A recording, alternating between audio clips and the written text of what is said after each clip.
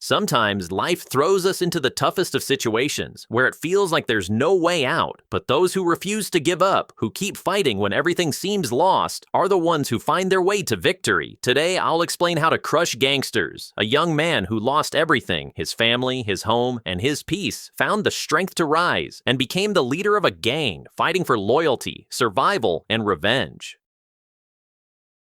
In a small town in Japan, we meet a boy named Akira. Right now, Akira is in prison. He used to be the leader of a gang. From a young age, he practiced martial arts, and he even earned a black belt in karate once. When he was a kid, Akira dreamed of becoming a genius fighter when he grew up. But unfortunately, life didn't go his way. When Akira was just 7 years old, both of his parents passed away. After their death, he was raised by his aunt and uncle. But Akira had one big problem. He got angry really easily. As a teenager, he got involved with a motorcycle gang. He always loved motorcycles, just like most boys do. Not long after joining the gang, he became its leader. One day, Akira's gang was racing motorcycles against another gang on the streets of the city. But racing on the streets like this was illegal. Suddenly, the police showed up and caught Akira. The court sentenced him to 1 year in prison. A year went by quickly, and today, Akira was finally getting out of jail. As he walked out, the prison guard told him, "Stay away from gangs and live a good life. You have a bright future ahead of you." But Akira replied, "You don't have to worry about me and my future." At that moment, 2 members of the rival gang showed up and mocked him, asking how the food in jail was. Akira, getting super angry, started fighting them. The prison guard tried to stop him, but Akira wouldn't listen. He kept beating up the 2 gang members until they were in bad shape. As a result, Akira's sentence was extended by another year. Another year passed. And finally, Akira's time in jail came to an end. The prison guard told him, "I hope you've learned your lesson, but for the next year, you'll be under police surveillance because of what happened last time. So stay away from any illegal activities." Without saying anything, Akira went straight to his aunt and uncle's house. They loved him a lot, especially his aunt. She always treated Akira like he was her own son. His aunt and uncle owned a small shop. Nothing fancy, but it was their pride and joy. After getting out of prison, Akira started helping his aunt and uncle with their shop. A few days later, an officer from the prison came to check on him. The officer told Akira's uncle to keep a close eye on him because Akira could end up back in jail. But Akira's aunt told the officer, "We know Akira well. He's not that bad. He was framed." The officer then said something that stuck with Akira. "Remember this. Criminals can never truly be good. One day, this criminal might turn into trouble for you." Hearing this made Akira really angry, but he somehow managed to calm himself down and walked outside. He went straight to an electric pole, hitting it and screaming. But just then, a girl named Izumi appeared behind him. Seeing her immediately calmed Akira down. Akira had secretly liked Izumi for a long time, but he could never bring himself to tell her. Izumi asked him, "Why are you screaming like that on the street?" Akira felt super nervous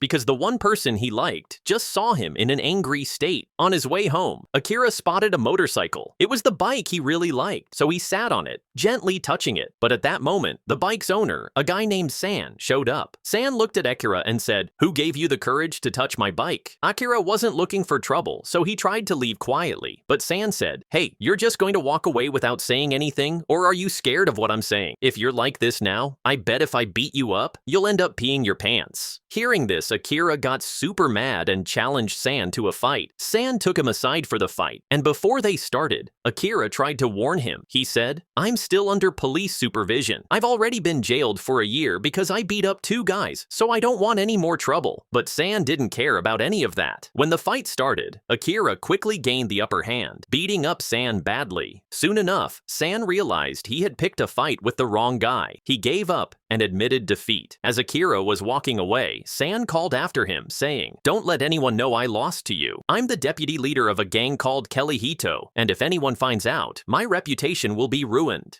Akira got excited and told San, "I'm actually the leader of a motorcycle gang too." Akira's love for motorcycles made him curious about the Kellyo gang, so he asked San for more details. San explained that Kellyo was the biggest motorcycle gang in town, with 100 members divided into different groups. Each group had its own leader. The first group was called Taguchi, led by a skilled judo fighter named Taguchi. He was nearly impossible to beat. The second group was Meguro, run by a guy named Meguro, who had special speed, making him super fast in fights. The third group was called Keigo, led by a guy named Keigo, who was an amazing athlete and had never lost a fight. The fourth group was called Sogoryu, and it was led by two guys named Sogo and Ryu. They were both very skilled fighters. Akira asked, "Who's the best fighter among all of them?" San replied, "The best one is Tanchi, the leader of the Kellyo gang. He's the one who manages all the groups and no one has ever beaten him in a fight." Akira learned a lot about the gangs from San. The next day, as Akira was working at his aunt and uncle's shop, San showed up. He had been following Akira and found the shop. Akira's aunt was bringing out all sorts of food for San because San had told her he was a good friend of Akira's. This made Akira's aunt really happy, as it seemed Akira had finally made a friend. So she gave San some of their special dishes for free. While they were talking, the TV in the shop showed a news report about a car accident. It turned out the car involved in the accident had illegal drugs inside, and the driver was drunk, causing the crash. Watching the news, San said, "I know all about the mastermind behind this drug business. It's run by a gangster group called Bangorakan." San explained that Bangorakan wasn't just into drugs. They were involved in almost every illegal business in the city, and the leader of this group was a man named Masa. He ran the drug business using clever strategies and even held monthly events for drug dealers. The gang member who sold the most drugs at the event got a big bonus from Masa. That's why their drug business ran so smoothly. Masa had two special people working for him, Koji and Kenji. Today, there was an event hosted by the Bangorakan group. At the event, a guy named Harika came with some friends. Harika demanded compensation from Masa because one of Bangorakan's members had hit his car, causing damage. It turned out that Masa's right-hand man, Kenji, had done it. Masa apologized to Harika and beat Kenji up, causing him to bleed. Then, he gave Harika $1 million in compensation. But as Harika was leaving, Masa stopped him and said, "You've received your compensation, but one of my team members got hurt because of you. I need that money back for his treatment." Harika laughed and said, "You're trying to fool me, aren't you? But I'm not giving you the money back. If you've got another offer, tell me." Masa responded, "I'm giving you one last offer. Fight me. If you win, you get to keep all the money. If I win, you have to leave with nothing." Harika agreed to the challenge because he found the idea of a fight interesting. The fight was intense, but Masa's fighting skills were so high that Harika couldn't land a single blow. Eventually, Masa beat Harika so badly that one of his guys begged Masa to stop, offering to return the money so Harika could leave. Meanwhile, Akira was on his way home after buying some things for the shop when he bumped into San again. San took Akira to a club where many gangsters hung out. On the way there, San told Akira, "This isn't just any ordinary club. They host huge gang fights here every few days. A few days ago, 4 big gangs had a massive fight here, and Kellyo was one of them." At the club, they saw a Kellyo gang member named Ryu. Ryu, along with some other Kellyo members, was there. When Ryu saw his little sister, Yuli, in the club, he got really angry and told her to leave. He didn't want her around since the club was full of dangerous gangsters. Yuli, upset by her brother's words, stormed off. Ryu tried to go after her, but Akira told him, "I'm great at cheering people up. Let me go with you and help calm her down." But San pulled Akira aside and asked, "Why are you showing interest in the girls here?" Akira joked back and gave San a playful scolding. But then a guy named Kanu came up and tried to fight Akira. Kanu looked up to San and thought Akira was disrespecting him. San told Kanu, "Akira is my friend." Kanu, feeling proud of his loyalty to San, said, "I don't even respect the leader of my gang as much as I respect San." Hearing this, Taguchi and Meguro, 2 other gang members, got really angry. They didn't like that Kanu was showing more respect to San than to them. But Akira stepped in and told them to calm down. He told them, "There's no need to fight over this. San doesn't want any trouble." But Meguro snapped at Akira, saying, "Who are you to stop us from talking to each other?" While hanging out with San, Akira was feeling more and more annoyed. San said to him, "Do you think you're part of our gang now? If you do, listen up. There's no place for kids like you in our team. One punch, and you wouldn't even be able to stand here anymore." The gang started making fun of Akira, which made him really mad. In his anger, Akira punched a glass, shattering it. Everyone around was shocked. Akira then said, "I'm not afraid of gangsters like you. The only thing I fear is jail. That's why I don't want to hit you here and get sent back there." As Akira was saying this, Tanchi, the main leader of the gang, showed up. Tanchi was always calm and cool, but today, Akira couldn't help but taunt him. Akira looked at Tanchi and said, "Do you want to fight me too? Looking at you, I can't even figure out how you became the leader of this gang. And what's with your hairstyle? You look like a girl. San was trying to stop Akira, but it was too late. Tanchi was furious. He kicked a booth nearby, and Akira realized that despite Tanchi's cute appearance, he was a skilled fighter. Tanchi walked up to Akira and said, "You want to fight me? All right, I'm giving you an address. Come there if you want to fight me." Akira got excited at the thought of fighting Tanchi. Even though San was trying to stop him, Akira wasn't listening. Just then, a girl came running and shouted at everyone to stop. Akira looked up and saw that it was Izumi, the girl he had secretly liked for years. Akira was surprised to see her, especially because every member of Tanchi's gang seemed to respect and fear her. Izumi grabbed Tanchi by the cheek and scolded him. Watching this, Akira got jealous and said, "Why is a girl like you getting involved in all these guys' fights? You should stay away from these gangsters." Hearing this, Izumi walked over and slapped Akira hard. He didn't understand why she was so angry. The truth was, Izumi worked part-time at the club